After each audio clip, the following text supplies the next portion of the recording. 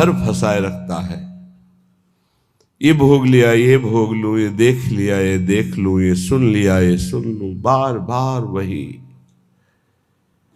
कभी तुम्हें मन पे गुस्सा नहीं आता कि इस दुष्ट मन को अब जलने दिया जाए? इतना प्यार मन से है कि मन की जलन बर्दाश्त नहीं। मन जहां जलने लगे तो बस फिर कुछ नहीं, कोई नहीं। मन को इतना दुलार, अरे उस दुष्ट को जलने दो, वो जल करके निर्विकार होगा। पर इतना तदात्म मन से है कि मन की जलन हम स्वयं में मान लेते हैं, और जहां स्वयं में मन की जलन माना तो मन हमें गुलाम बनाकर मनमानी आचरण कराता है। सच्ची मानिए, इसी के कारण भगवत साक्षात्कार नहीं हो पाता। नहीं, हम पर जितनी कृपा है इससे तो कई बार भगवत साक्षात्कार हो जाए। इतनी अपार कृपा है कि कई बार भगवत साक्षात्कार हो जाए। और हमारा दुष्ट मन, हमारी ये इंद्रियां बोले ताको त्यागी, ऐसी करुणामयी ललित किशोरी को त्याग करके मन विषयों में, गंदे विषयों में, घृणित विषयों में कैसे समझावे इस दुष्ट मन को? मलमूत्र के द्वार इस शरीर को प्रिय मानकर इन्हीं शरीरों में सच्चिदानंद सुख की खोज कर रहा है। बड़ी दुर्गति का विषय है। कोटिक भांति कुकर्म कमाए, एक एक क्षण हमारा बड़ा कीमती है। जो क्षण गया वो नहीं आएगा दोबारा जीवन में, माइनस होता चला जा रहा है। हमारी जितनी श्वासें प्रतिपल हम घाटे में चले जा रहे हैं, माइनस होती चली जा रही है। मृत्यु नजदीक आ रही है। कमाई की तरफ ध्यान ही नहीं दे रहे, गंवाते चले जा रहे हैं। कोटिक भांति कुकर्म कमाए, यह है गंवाना। श्वासों को गंदे चिंतन में, गंदे आचरण में समय व्यतीत किया, अपने जीवन को, अमूल्य जीवन को नष्ट कर दिया। छिन नहीं नाम जप्योरी, एक क्षण भी शांत चित्त होकर राधा राधा राधा राधा कभी नहीं जपा। पर हे किशोरी जी, आप तो प्रीति की रीति जानने वाली हैं। जैसा भी हूं, मैंने अपने जीवन को आपके चरणों में समर्पित कर दिया। कुकर्मी हूं, पापी हूं, नीच हूं, पर लाडली जो आपका हूं। जीवन को आपके चरणों में समर्पित कर दिया। कुकर्मी हूं, पापी हूं, नीच हूं, पर लाडली जो आपका हूं। आपकी दासी पर इस काम ने, इस क्रोध ने, इस लोभ ने बलात् मेरे हृदय पर अधिकार करके मनमानी आचरण करा लिए। हे मेरी लाडली, हे मेरी प्रियाजू, अब तो कृपा करो। मैं जैसी भी हूं आपकी हूं।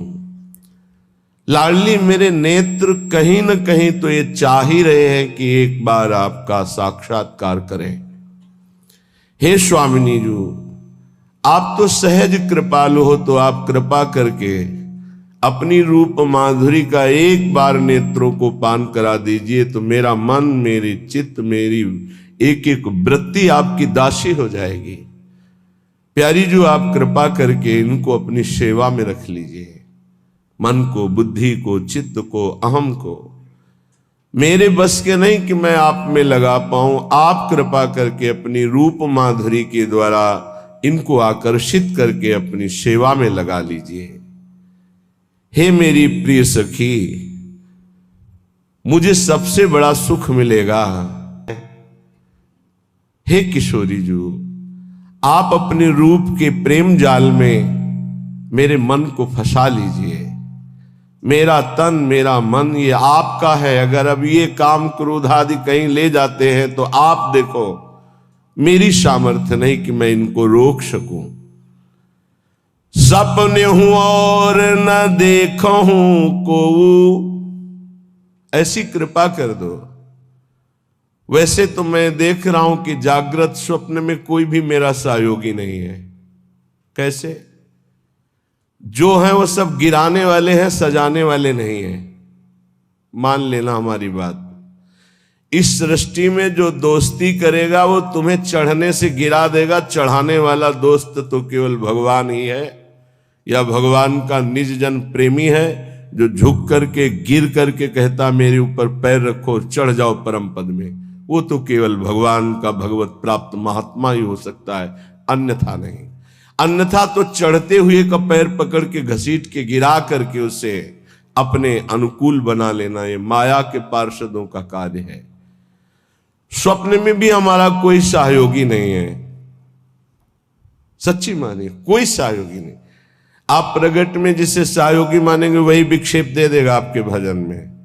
ये गांठ बांध ले साधक कि स्वप्न में भी कभी किसी को अपना न मान ले कि ये मेरा प्रिय है, नहीं तो वही तुम्हारे जीवन का घातक चिंतन वाला बन जाएगा, तुम्हारे चिंतन में बाधा पहुंचा देगा।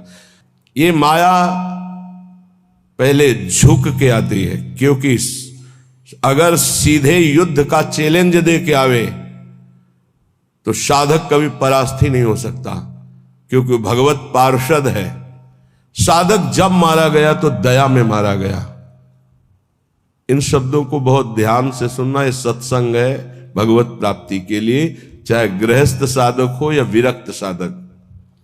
कभी माया ऐसे चैलेंज करके नहीं आती संतों के पास, साधकों के पास, भक्तों के पास, क्योंकि जानती चैलेंज करने पर इनका स्वामी खड़ा हो जाएगा, और स्वामी साथ खड़े तो वो दासी है माया, सामने टिकेगी नहीं, भाग जाएगी।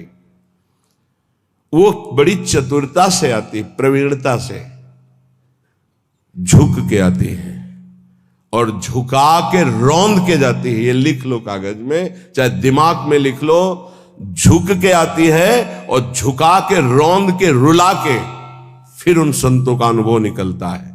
स्वप्न में भी कभी किसी को अपना ना माने। यहां जीवन में ये बात लिख लेनी चाहिए, ये अनुभव की बात है। विक्षेप त्रिभुवन में कोई नहीं डाल सकता, विक्षेप वही डाल सकता है जिसको अपना माना है बस।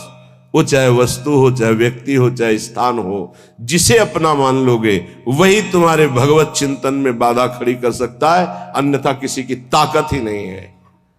और हम अपना कब किसको मानते हैं? जब कोई झुक के रो के आता है तो दया से द्रवित होकर के जे भी उसे स्वीकार करता है तो उसकी दया का दुरुपयोग करके रौंदते रौंदते उसे भगवत विमुख करने की पूरी चेष्टा की जाती है। ये माया है। इसलिए असंगोहम पुरुषः, जिसने ये ब्रह्म सूत्र अपने जीवन में धारण किया, ये हम बहुत चूक की बात बता रहे हैं।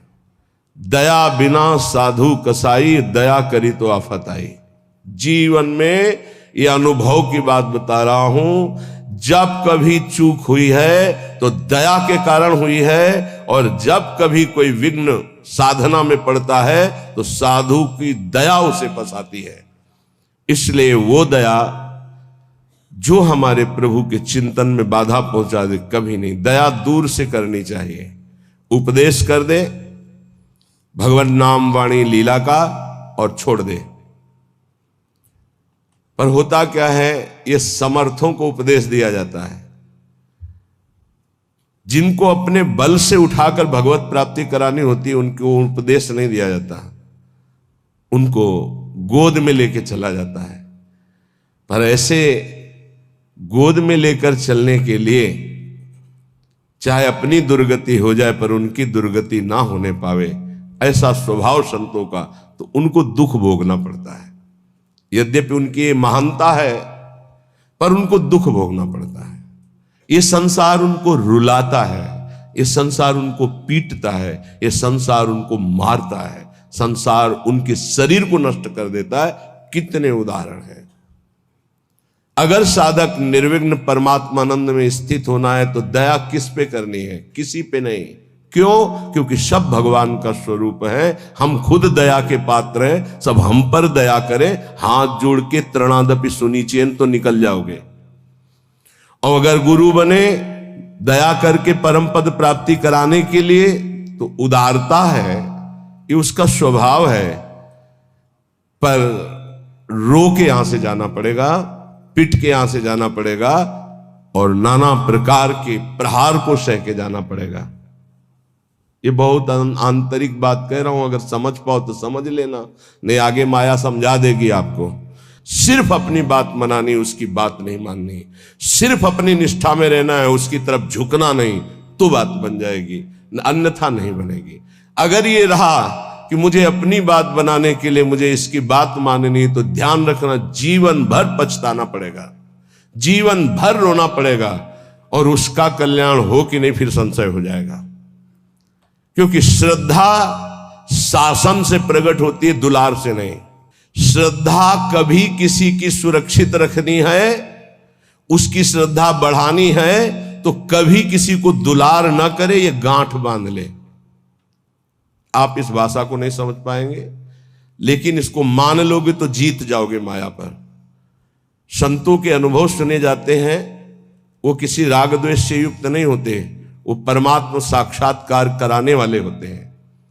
कभी भी साधक को, संत को, उपदेशक को दया करके, द्रवित होकर, अपने सिद्धांत का त्याग करके उसको सुधारने के लिए कभी ना झुके। अगर अपने सिद्धांत से उसका उद्धार होता है तो ठीक है, अपने सिद्धांत को त्याग दिया तो जीवन भर पश्चाताप रहेगा और सामने वाले का उद्धार नहीं हो सकता। ये खूब सूक्ष्मता से रात रात भर भगवत चिंतन करके उसका अनुभव कि उपासक की ये गलती हो जाती है।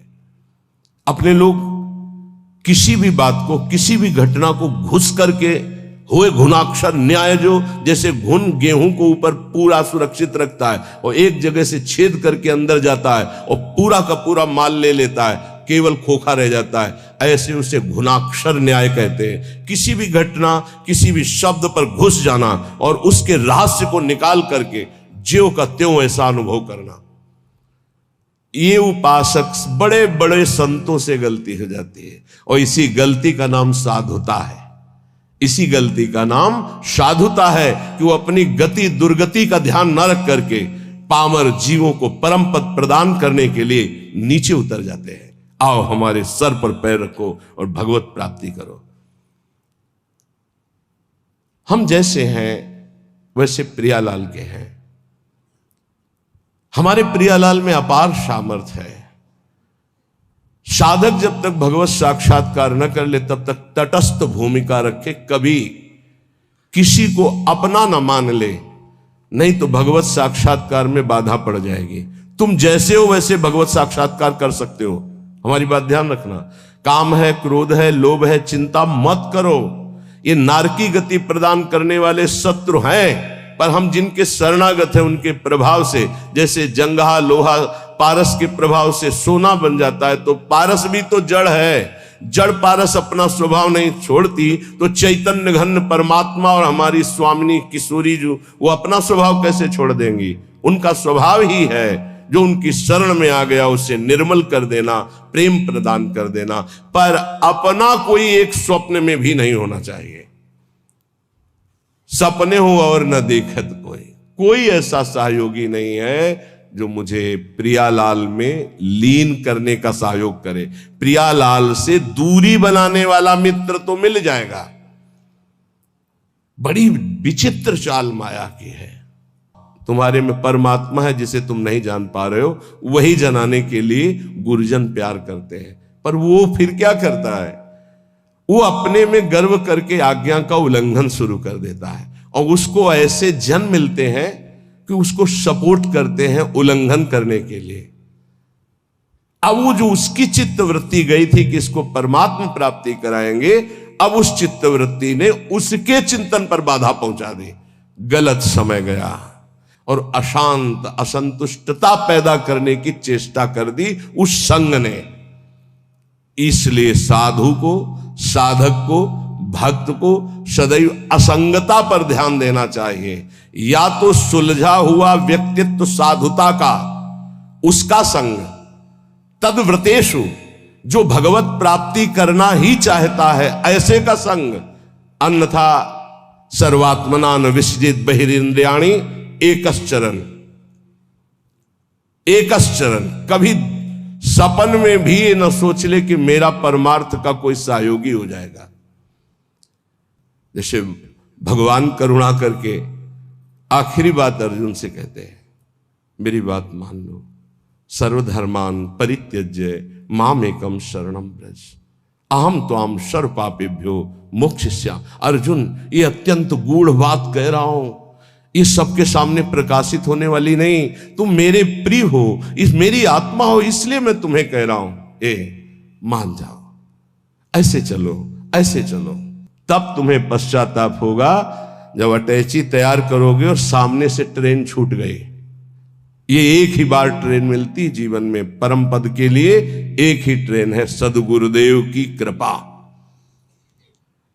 जब तुम याद करोगे और तैयारी करोगे तब गाड़ी तुम्हारे सामने से छूट चुकी होगी, फिर केवल पछतावा ही पछतावा रह जाएगा। एक हवा आती है जैसे अभी चली है, मान लो हमारी बात मान लो, हम खोल के कह रहे हैं, खुला कह रहे हैं,